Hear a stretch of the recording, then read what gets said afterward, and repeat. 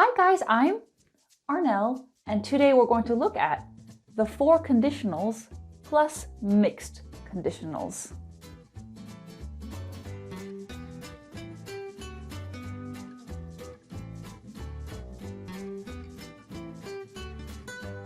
Okay, I'm going to begin with a general overview of the conditionals, and I will get more specific as the lesson continues. In English, we have four conditionals: 0, 1, 2, and 3, plus mixed conditionals. Each conditional has an if clause, comma, and a main clause. The if clause gives us a condition. When I say condition, I mean situation. And the main clause gives us the result.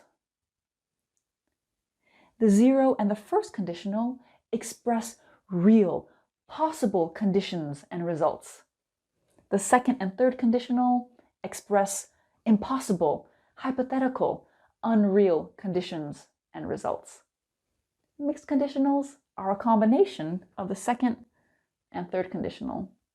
So, I know it looks like a lot of information, but by the end of this lesson, you'll feel a lot more confident and comfortable with conditionals. So, let's begin. Let's begin with 0. 0 conditional. Condition, result. If plus present simple, present simple. We use the 0 conditional to express real conditions and results that are always the same. Same in the past, same in the present, same in the future. For example, here I have 2 trees. If the wind blows, the trees move. If plus present simple, present simple. This is real because wind always moves trees, right? This will never change. So you can move the clauses around and there's no difference. Maybe there's a little difference, a mini difference. In writing, if your if clause comes first, add that comma. If your main clause comes first, you don't need a comma. So throughout this lesson, you'll see I'll kind of change things up. I'll start with the if clause, I'll start with the main clause, just so you know, both ways are absolutely fine. If I drink coffee after 3 p.m., I don't sleep at night. If plus present simple, present simple. This is always true for me. It's always the same. Same in the past, same in the present, same in the future. I don't sleep at night if I drink coffee after 3 p.m. Same thing. Now imagine you're giving someone a tour of a building. If you push this button, the lights come on. You can see this is always going to be the same. It's never going to change. This button will never do anything else. Imagine the 0 conditional as a person. This person would be Miss Obvious. She would tell you everything you already know. For example, hey Arnel. Yeah? I have something really interesting to tell you. Okay.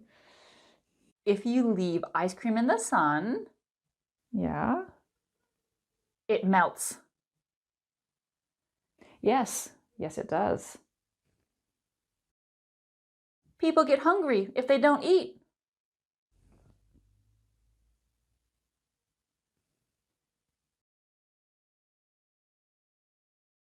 So you can see the 0 conditional is very good at expressing things that are always true, things that never really change. When you get home, call me. If Phil calls, don't answer the phone. If you accidentally drop some trash, pick it up. Call me. Don't answer the phone. Pick it up. These are all imperatives, right? An imperative is a command. We can use the imperative in the 0 conditional. You can see the grammar is the same. If present simple, present simple. But here, I'm using when. When you get home, call me. So what's the difference between if and when? If you put a stone in water, it sinks. When you put a stone in water, it sinks. There is no difference in meaning because this is always true. But sometimes there is a difference. Let's get specific. When? I'm certain this will happen. I am expecting this. If? Maybe this will happen. When you get home, call me. In this situation, I'm expecting my friend to get home. Of course she's going home. We had dinner together, and now she's going home. We'll look at this again in the first conditional. First conditional. Condition, result. If plus present simple, will plus infinitive. What's the infinitive? You might know it as the base form. Infinitive base form is verb number 1.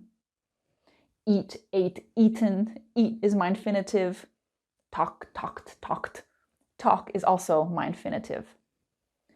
In the first conditional, you'll often see will plus infinitive, but other modal verbs are perfectly fine. Any modal verb that can give you that future feeling. Can, could, may, might. We can also use going to, because going to is a future form. We use the first conditional for a possible future condition and its possible future result. If we don't leave soon, we'll miss our train. If present simple, will infinitive. If I'm late for work again, I might lose my job. Present simple, might plus infinitive. When you tell Dan the news, he's gonna faint. Gonna, gonna, gonna. Of course, in spoken English, gonna is very informal, very lazy actually. When you're writing, you want to write going to. And faint is when you do this, when you're excited or scared or in love. So when you tell Dan the news, he's gonna faint. Of course, with all of these, you can also switch those clauses around, no problem. And you can see I'm using when. When I'm expecting this. I know you're going to tell Dan the news. So let's look at unless. Unless? What is unless? So unless is a very common alternative. It's a very common alternative for if not. If you don't get an invitation, you can't come to the party. If not, unless. Unless you get an invitation, you can't come to the party. Here I mean, no invitation, no party.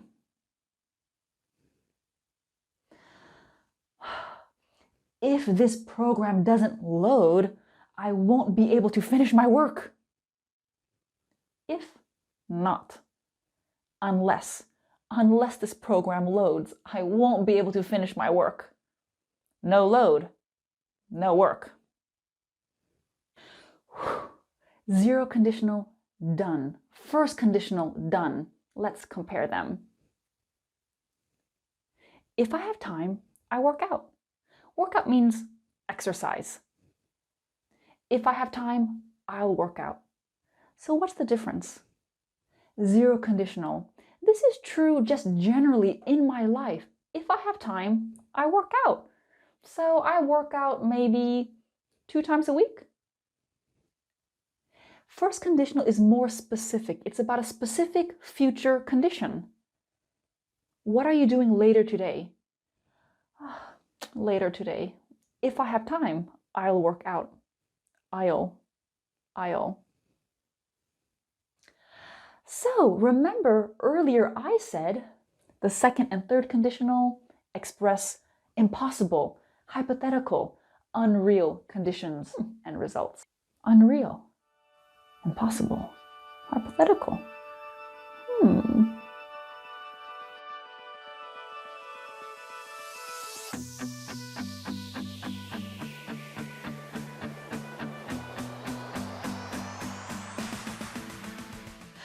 Sorry, I couldn't resist doing that. So just keep that feeling in mind as we look at the second and third conditional. Second conditional. Condition, result. If plus past simple. Would plus infinitive. Would is probably the most common modal verb you'll see, but you can also use other modal verbs. Might, could are also possible. We use the second conditional to speak about an imaginary, unreal, hypothetical, present or future condition, plus its imaginary, unreal result.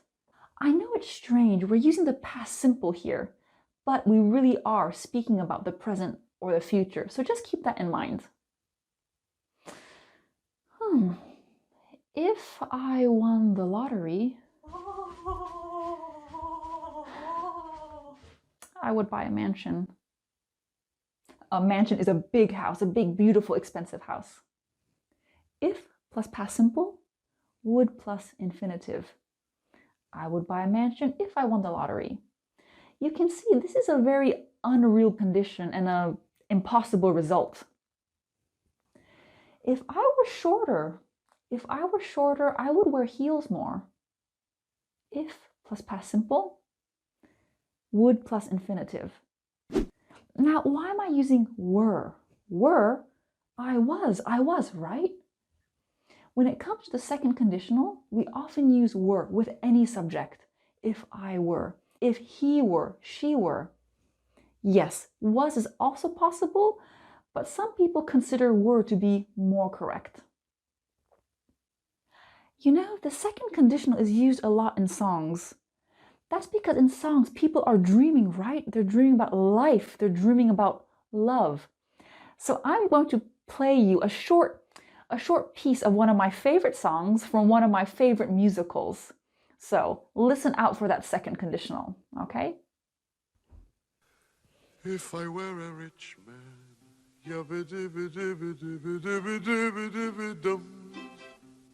all day long I biddy-biddy-bum.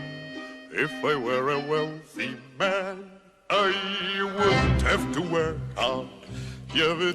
Okay, so here we have it. In the musical, a poor man is dreaming about being rich, so he's using the second conditional. If plus past simple, notice that were. Would plus infinitive, biddy biddy bum. Okay, obviously, biddy biddy bum is not a verb, but you can really see that grammar. There's just so much information. I can't remember everything. If I were you, I wouldn't worry. Conditionals take a long time to learn. Sometimes the best way to review and to learn grammar is not by learning them separately, but by comparing them. So let's do that. If I listen to music on my phone, I use headphones. If I listen to music on my phone, I'll use headphones. I'll. If I listen to music on my phone, I'd use headphones. So what's the difference? Zero conditional. I always listen to music on my phone. When I do this, when I listen to music on my phone, I use headphones every time. First conditional, more specific. Imagine you and a friend are studying. I'm gonna take a break. I might get a coffee or listen to some music. No music. I am studying. Yeah, if I listen to music, I'll use my headphones. Okay? You won't hear anything. You can see a specific situation. Second conditional. I never listen to music on my phone. I like the radio. But if I listened to music on my phone, I'd use headphones. The sound quality is better, I think. Third conditional. Condition, result. If plus past perfect. Remember, we formed the past perfect. Had plus past participle. What's the past participle? It's verb number 3. Eat, ate, eaten. Eaten is my past participle. Remember the infinitive? Talk, talked, talked. Talked is my past participle. would have plus past participle.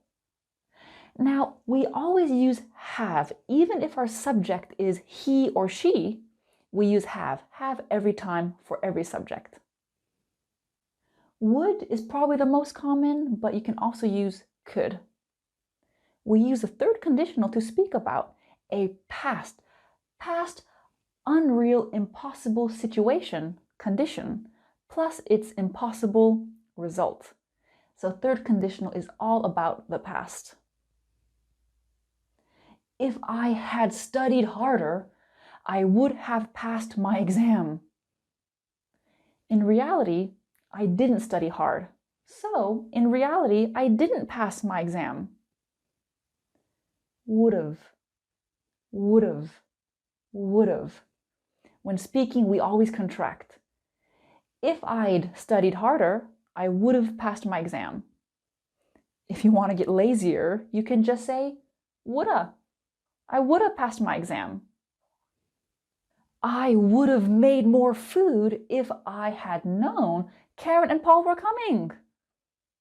In reality, I didn't make more food because I didn't know they were coming. If I'd known Karen and Paul were coming, I would have made more food.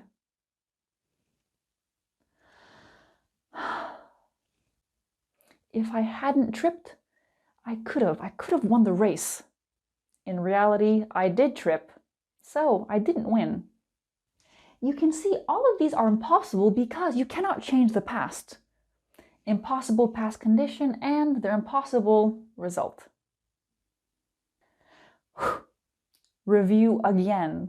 0, 1, 2, 3. Let's compare all 4 conditionals to really get that feeling.